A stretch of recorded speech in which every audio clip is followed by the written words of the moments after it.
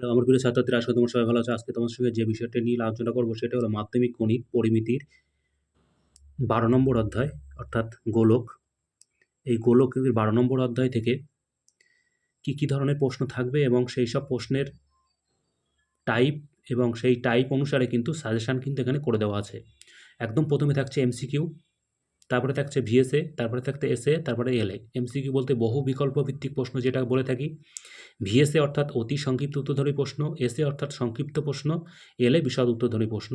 তাহলে এক করে থাকছে এমসিকিউ এবং ভিএসএ, এসএ থাকছে 2টি, এলএ থাকছে 4টি। তোমরা অবশ্যই জানো যে পরিমিতিতে 3টি অঙ্ক থাকে, যেখানে 2টি করতে হয়। 4 গুণ 2 = 8 নাম্বার। তাহলে একদম প্রথমে চলে যাব আমরা এমসিকিউ। তার আগে একটা কথা বলে রাখি, চ্যানেলটি ভালো লাগলে অবশ্যই মনে করে সাবস্ক্রাইব করে দিও। এমসিকিউ এর কিন্তু উত্তর এখানে কিন্তু করে দেওয়া আছে। একদম প্রথম প্রশ্ন, গোলকের পার্শ্বতলের সংখ্যা 1টি, 2টি, 3টি, কোনোটিই নয়। উত্তর হবে কিন্তু এ, 1টি।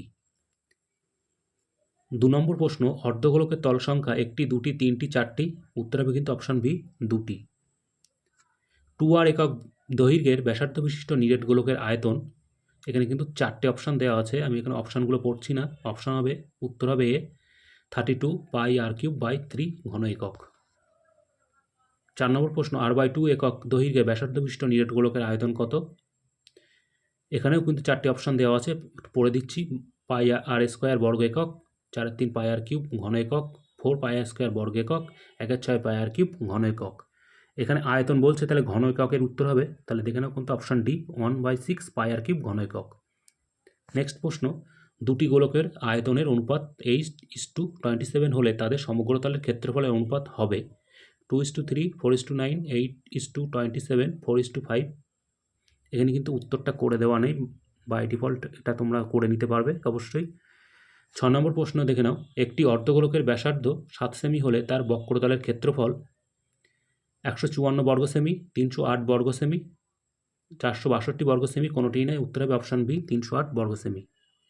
7 নম্বর প্রশ্ন, একটি নিরেট অর্ধগোলকের সমগ্রতলের ক্ষেত্রফলের সঙ্গে তার সমতলের ক্ষেত্রফলের অনুপাত হবে 2:1, 1:2, 1:3, 3:1। উত্তর হবে অপশান ডি, 3:1। একটি নিরেট অর্ধগোলকের সমগ্রতলের ক্ষেত্রফল 147 পাই বর্গ সেমি হলে ওই অর্ধগোলকের ভূমির ব্যাসের দৈর্ঘ্য কত ব্যাসার্ধের? উত্তর হবে 14 সেমি, 7 সেমি, 21 সেমি, 7.5 সেমি। উত্তর হবে অপশান বি, 7 সেমি। দুটি গোলকের ব্যাসার্ধের পার্থক্য 10 সেমি হলে এবং তাদের আয়তনের পার্থক্য 8800 ঘন সেমি হলে তাদের ব্যাসার্ধ দ্বয়ের গুণফল হবে 36.2/3, 110, 26.1/3, 79। উত্তর হবে অপশানে 36.2/3। দুটি নিরেট গোলকের বক্রতলের ক্ষেত্রফলের অনুপাত 25:16 হলে তাদের আয়তনের অনুপাত হবে 5:4, 64:1:5, 4:5, 125:64। উত্তর হবে অপশান ডি, 125:64। এই ছিল এমসিকিউ। এবার আসছি আমরা ভিএসের প্রশ্ন। ভিএসের প্রশ্ন কী কী থাকে অবশ্যই তোমরা জানো।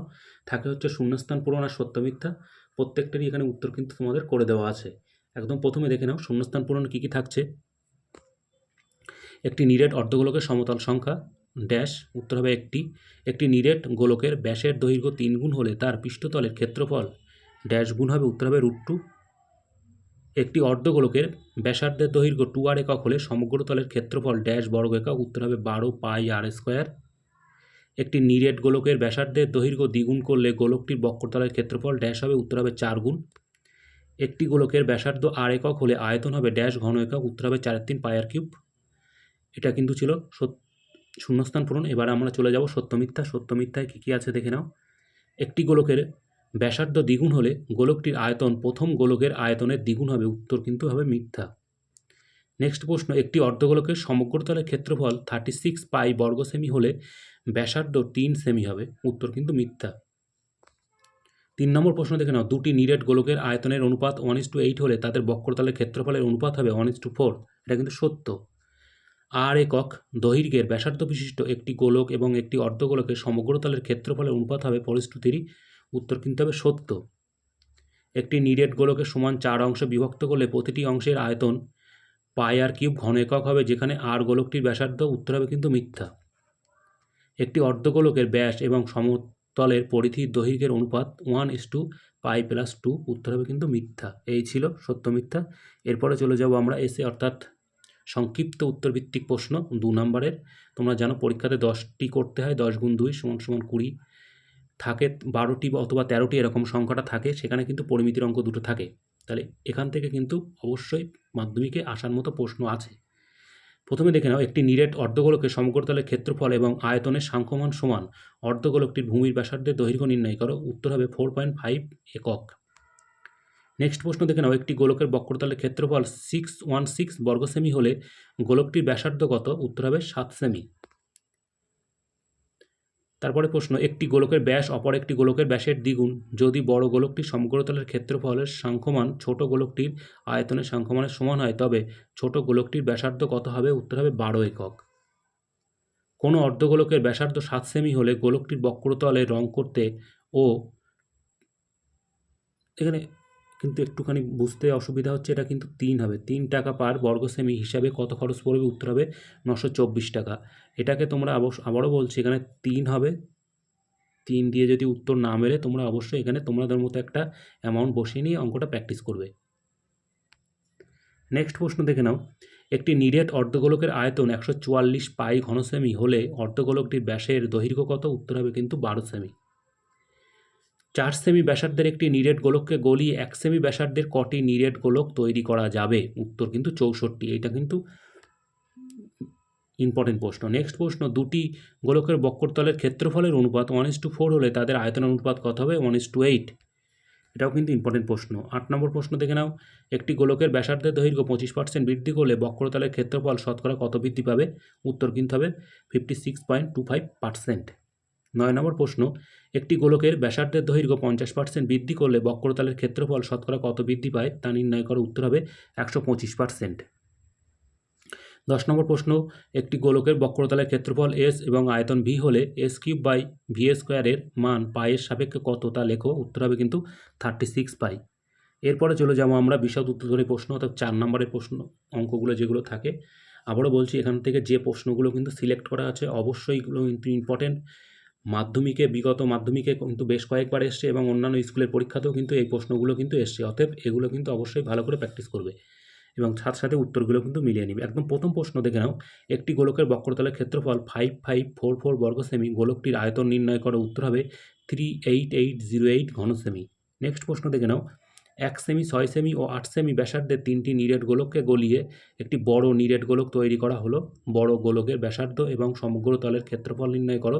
উত্তর হবে 9 সেমি। আর 1018 পূর্ণ মানে 118 পূর্ণ 2/7 বর্গ সেমি। নেক্সট প্রশ্ন দেখে নাও, 12 সেমি ব্যাস বিশিষ্ট একটি সীসার গোলক গলিয়ে নতুন 3টি ছোট গোলক তৈরি করা হলো। যদি ছোট গোলকগুলির ব্যাসের অনুপাত 3:4:5 হয় তবে ছোট গোলকগুলির ব্যাসার্ধ নির্ণয় করো। উত্তর হবে 3 সেমি, 4 সেমি ও 5 সেমি। একটি অর্ধগোলাকৃতি গম্বুজের ভূমিতলের ব্যাসের দৈর্ঘ্য 42 ডেসিমি। গম্বুজটির উপরতল রং করতে প্রতি বর্গ মিটার 35 টাকা হিসাবে কত খরচ পড়বে তা নির্ণয় করো। উত্তর হবে কিন্তু 970.20 টাকা। নেক্সট প্রশ্ন দেখে নাও, 8 সেমি দৈর্ঘ্যের ব্যাসার্ধের একটি লোহার গোলককে গলিয়ে 1 সেমি দৈর্ঘ্যের ব্যাসার্ধের কটি নিরেট গোলকগুলি তৈরি করা যাবে তা নির্ণয় করো। উত্তর কিন্তু হবে 512টি। নেক্সট প্রশ্ন দেখে নাও, 1 সেমি এবং 6 সেমি ব্যাসার্ধ বিশিষ্ট দুটি নিরেট গোলককে গলিয়ে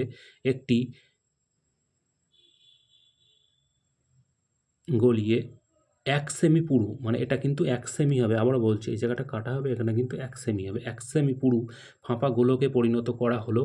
নতুন গোলকটির বাইরের দিকের ব্যাসের দৈর্ঘ্য নির্ণয় করো, ব্যাসার্ধ নির্ণয় করো। উত্তর কিন্তু হবে 9 সেমি। আবারও বলছি এই অঙ্কটা কিন্তু ভীষণ ইম্পর্টেন্ট। এই অঙ্কটা কিন্তু বারবার করে বলছি ইম্পর্টেন্ট, অবশ্যই তোমরা ভালো করে প্র্যাকটিস করো। নেক্সট প্রশ্ন দেখে নাও, 3 সেমি, 4 সেমি, 5 সেমি দৈর্ঘ্যের ব্যাসার্ধ 3টি তামার নিরেট গোলককে গলিয়ে একটি বড় নিরেট গোলক তৈরি করা হলো। বড় গোলকটির ব্যাসার্ধের দৈর্ঘ্য কত হবে? উত্তর হবে কিন্তু 6 সেমি। নেক্সট প্রশ্ন দেখে নাও, 1 সেমি ও 6 সেমি দৈর্ঘ্যের ব্যাসার্ধ বিশিষ্ট দুটি নিরেট গোলককে গলিয়ে 1 সেমি পুরু ফাঁপা গোলক তৈরি করা হলে নতুন গোলকের বাইরের বক্রতলের ক্ষেত্রফল নির্ণয় করো। উত্তর হবে কিন্তু 1018 পূর্ণ 2/7 বর্গ সেমি। একটি ধাতব গোলকের উপরতলের এমনভাবে কেটে নেওয়া হলো যে নতুন গোলকের বক্রতলের ক্ষেত্রফল আগের গোলকের ঠিক অর্ধেক হয়। কেটে নেওয়া অংশের আয়তনের সঙ্গে অবশিষ্ট গোলকের আয়তনের অনুপাত নির্ণয় করো। উত্তর কিন্তু হবে 2√2 - 1 ব্র্যাকেটে অনুপাত 1। এটাও কিন্তু অবশ্যই ইম্পর্টেন্ট অঙ্ক। নেক্সট প্রশ্ন, 14 সেমি দৈর্ঘ্যের ব্যাসার্ধ বিশিষ্ট একটি ভূগোলকের অক্ষটির বক্রতলে 0.7 সেমি দৈর্ঘ্যের ব্যাসার্ধ বিশিষ্ট দুটি বৃত্তাকার ছিদ্র করা হয়েছে। ভূগোলকটির গোলাকার অংশের ধাতব পাতের ক্ষেত্রফল নির্ণয় করা। উত্তর হবে কিন্তু 2460.92 বর্গ সেমি। এটাও কিন্তু ইম্পর্টেন্ট। এই ছিল প্রশ্ন। আবারও বলছি, চ্যাপ্টার ওয়াইজ কিন্তু পরপর সাজেশন অবশ্যই আসতে চলেছে, অতএব তোমরা অবশ্যই এটাকে সাবস্ক্রাইব করে দিও।